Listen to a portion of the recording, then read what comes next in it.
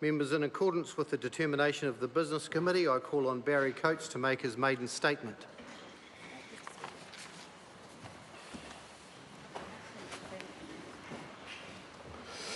Barry Coates. E te mangai o te whare, tēnā koe. E na mana, e na reo, rā rangitirama, tēnā koutou katoa. Nā mihi ki na mana whenua o te rohi nei, te Atiawa, Taranaki whānui, tēnā koutou. Nā mihi hoki ki te tiriti o Waitangi, te pepa whakau o Aotearoa. Tēnā koutou katoa. This kōrero is about who I am, what I believe in, and what I'd like to achieve in Parliament. I'm very excited by this rather unexpected opportunity. I'm proud to be a Green MP and grateful to the 11% of New Zealanders who voted Green at the last election. I'll represent you to the best of my ability. I'll also represent the aspirations of all New Zealanders. We all have a stake in achieving a fairer, more inclusive and more sustainable future. I'd like to pay tribute to Kevin Haig, who I'm replacing the Solist MP. Kevin brought intellect and dignity to this House. I'm looking forward to working with my capable Green Party colleagues and especially our co-leaders Materia Ture and James Shaw. Yesterday, when I was being sworn in and I pledged allegiance to Her Majesty, Materia asked me if I meant her. Yes, Materia, I will honour and obey you. Very good. I'm grateful to those who have encouraged me in my journey to become an MP. Jeanette Fitzsimons, Russell Norman, and the late Rod Donald. I come from a line of missionaries, lawyers, and social justice advocates, dating back to the early days of European settlement in Aotearoa. Robert Maunsell, known as Te Manahira, the first to translate the Old Testament into te reo. Henry Jacobs, the first Dean of the Christchurch Cathedral and founder of Christ College. And James Coates, Private Secretary to Governor Hobson. He was also Clerk of the First House of Parliament. As an MP, 162 years later, I share their aspirations for our unique bicultural nation. I'm an Aucklander by birth. My political beliefs were forged in the late 1970s, which was a time of dissent. I supported campaigns against nuclear warships, the All Blacks tour to South Africa, and threats to our native forests, and I marched in support of Māori land rights. I was also attracted by the messages of the Values Party, the forerunner of the Green Party. It was, as Tony Brunt put it, a party to break out of the minimalist, materialistic debates of the old left and right parties. I'm an economist, although with the reputation of economists these days, I'm often reluctant to admit it. My studies focused on non-market impacts, or externalities to use the economics jargon. For example, how polluters often don't pay for the cost of their pollution. The costs instead fall on the environment and local people. I was also interested in the distribution of economic benefits and the issues of inequality. So I joined volunteer service abroad to work in Samoa, supporting small-scale economic development. 3 years in Samoa kindled a love for the Pacific that remains a touchstone. This was despite calls from the touchline when I got the ball at fullback. Whasi Pālangi means kill the white man. My rugby coach was the author Albert Wendt, and my ideas on the importance of culturally appropriate forms of development were forged in Samoa. I returned to New Zealand via an extended sailing journey to do kiwi fruit orcharding near Tauranga and corporate work in Taranaki. A 2 years master's in management at Yale University in the United States then opened the door to exciting opportunities. I joined a think tank that had a dual focus: strategy for leading international businesses and economic development plans for governments. Initiatives included Science and Technology for Ontario, regional development for metropolitan New York, and a manufacturing strategy for Australia. I'd like to see these smart approaches used to strengthen regional development in New Zealand and to add value to our low-wage, commodity-dependent economy. I moved to the UK and joined WWF, the Worldwide Fund for Nature, and was invited on the British delegation to the momentous Earth Summit in Rio de Janeiro in 1992. That summit signed far-reaching agreements on sustainability, climate change and biodiversity, but ultimately it was also a lost opportunity. George Bush Sr. said the American way of life was not up for negotiation, and there was no strong mechanism for implementation of those agreements. Even so, the following years in the UK were a fertile time for new initiatives. I worked with Jonathan Porritt and others to make sustainability a reality for local government, business and communities, and with the late Robin Cook on an ethical foreign policy for the UK.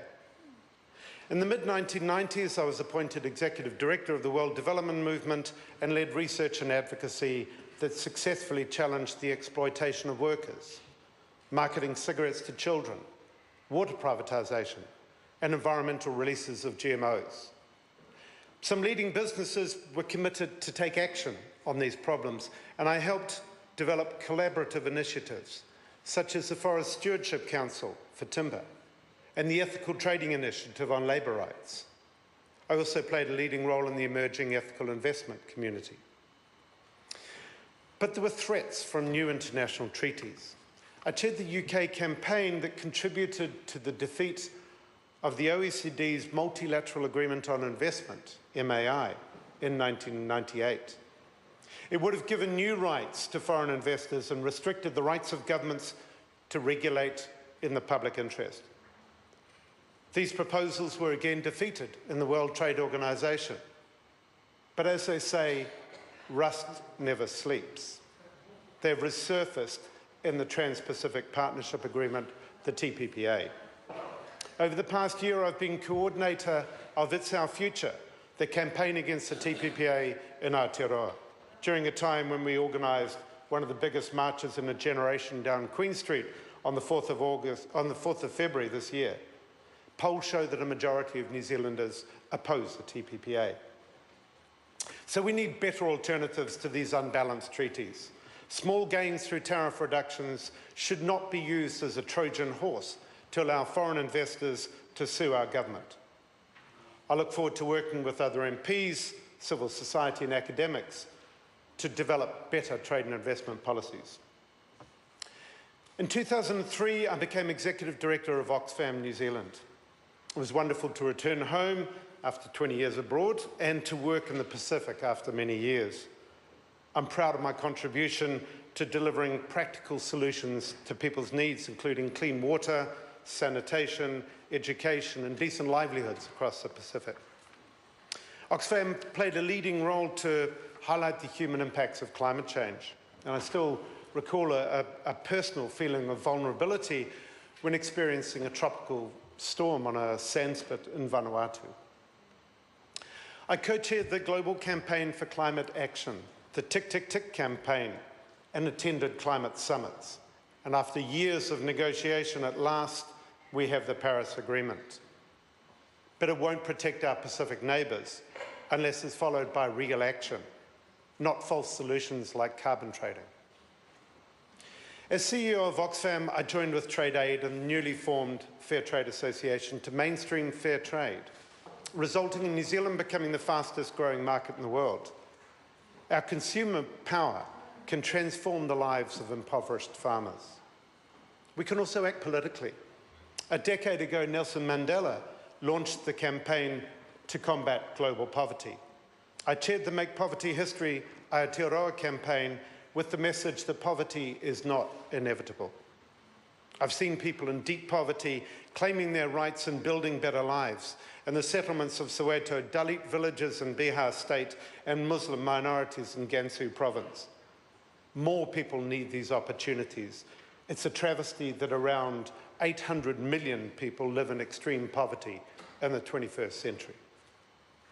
And I commend the work of New Zealand NGOs and agencies in humanitarian crises. I've seen dedicated, capable people working in near impossible situations, like providing food, water and shelter to 460,000 people in the Dadaab refugee camp in Kenya. In 2014, I stepped down from Oxfam to stand for the Green Party. Our campaign in Mount Roskill significantly increased the Green Party vote, thanks to the people of that diverse and vibrant electorate. After narrowly missing out on a seat in Parliament, I used my business and economics experience to develop a sustainability program at the University of Auckland Business School. The case for sustainable business is compelling, and innovative New Zealand companies, large and small, are creating exciting new opportunities. So it is with this experience from here and abroad across different issues and sectors that I come to this House. The golden thread through my career has been a passion for sustainability and social justice. It has led me to the Green Party and now into this House. I've achieved change from outside politics, and now I want to achieve change from within the political system. I feel a strong sense of urgency. We have to step up urgently to meet the major challenges facing our people and this planet. The impacts of climate change are occurring at a pace much faster than predicted by climate models. We face the prospect of a humanitarian crisis on a massive scale. Extinction of biodiversity and natural disasters that threaten us all. And inequality has risen to unprecedented levels.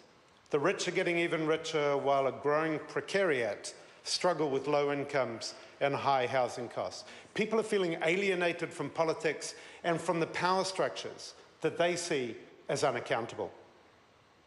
So what about us in New Zealand? Our government has been tinkering at the edges, doing just enough to paper over the emerging crises, desperately trying to maintain the illusion that everything is fine. All headlines and no substance. The reality is that we're failing to protect our environment. Like most New Zealanders, I'm passionate about our rich environmental heritage. It's the envy of the world. Rivers rich in biodiversity, forests rich in biodiversity, soaring mountains, fast-flowing rivers, sandy beaches, and diverse marine life. But we are squandering this inheritance, allowing irreversible damage in the name of economic growth at all costs. Our rivers are a disgrace, we're losing species at a rapid rate, and greenhouse gas emissions have continued to rise. As kaitiaki of our natural world, we are failing. We're also leaving too many people behind. I was brought up to be proud of our egalitarian values and our role in pioneering progressive policies on gender equality, education and healthcare. But I was shocked when returning to New Zealand after 2 decades abroad to find a divided society with high levels of inequality and serious deprivation. We're failing a generation of children. To pretend that we cannot measure the extent of their deprivation is no excuse. And we're failing to build an economy that delivers a decent standard of living for all New Zealanders. We have remained in a speculative, resource-exploiting bubble for too long. A fallacy has taken hold that economic growth is all the same, and so our system has lavishly rewarded the financiers, the traders, the unscrupulous, and those who are wealthy. Failing our environment, failing our children, and failing to build a stronger economy. We can and must do better. We could be living in towns and cities that have real transport options, frequent trains, light rail and buses, not just more and more congested roads. As a cyclist, I've seen the huge increase in the number of people on bikes when there are safe cycleways. We could be providing affordable housing, not a patchwork response, as part of a government commitment to ensure warm, dry and affordable homes for all. We could be able to swim in our rivers and provide proper protection for our wild places. With the right choices, we can enjoy a better environment, a better quality of life, and a smart economy. Win, win, win. We could be coming together around a goal to end poverty and deprivation. This is a target that New Zealand has already signed up to as part of the UN Sustainable Development Goals. We need to make it a reality in New Zealand. An immediate priority is investment in primary healthcare and low decile schools to end the social divide that results in poor health and poor educational outcomes, particularly for Māori and Pacifica children. We need decent work that pays a living wage and support for community-driven initiatives that empower people and enable them to live productive lives. And we need to build on the successful model of universal benefits for the elderly to provide proper social protection for all in society. These changes are possible. It's in all of our interests to end poverty, reduce inequality, and give our children a decent start in life. Win, win, win. Underlying these changes must be a smart and modern economy. Economics for sustainability starts with getting the prices right, taxing what we don't want, like pollution, property speculation, and finite resource use, rather than things we want more of, like productive work. It means support for the non-market benefits like arts and culture, conservation, and caring for others. It means strengthening small businesses that are the foundation of our economy and ensuring that their competitors, the multinationals, compete fairly and actually pay taxes. And economic sustainability also means adding value to our commodity production. Food is core business for New Zealand. We can build a high-value food sector on the foundations of GM-free agriculture, regulation of hormones, pesticides and antibiotics, strong animal welfare and credible organic standards. Restoring our clean green reputation can give our exporters a vital edge, attract tourists and investors, and make us all proud to be New Zealanders. Sustainable economics, win, win, win. Achieving these solutions needs a fundamental change in government policy, but it also needs better politics. I will take every opportunity to support changes to make this House more open, more accountable, and more effective in serving the people of New Zealand. We need to restore people's trust in this Parliament and its institutions. So my message to all of you in this House is that I come to work with you, collaboratively where that is possible, for the good of our country. I'm here to contribute to making positive change, not to play politics. I will speak out strongly, but with the aim of developing better solutions. And our focus must be on actions, not just words. As the suffragette Emmeline Pankhurst said, the world will little note or long remember what we say here, but can never forget what we did here. So this is my kōrero. This is who I am, what I've done, my skills I bring, and the values I hold. These values will be my guide as I represent the people of New Zealand in this House. Thank you to my family members and friends who are here with me today, and especially to my wonderful wife, Roz, and my beautiful daughters, May and Frances. I just wish my parents had lived to be here today. To all those watching or reading this speech, please give me feedback as I work to turn these goals into practical policies. Hold me to account as your representative, but also help me on this journey. Change will come when people no longer accept the world as it is and see the possibilities for a better future. I'm here to help achieve the political changes that will take us forward together as a more sustainable, just and inclusive nation. Nō reira, kia koutou, ngā mema paramata, huri nō I tēnei whare, tēnā koutou, tēnā tātou katoa. Kia ora.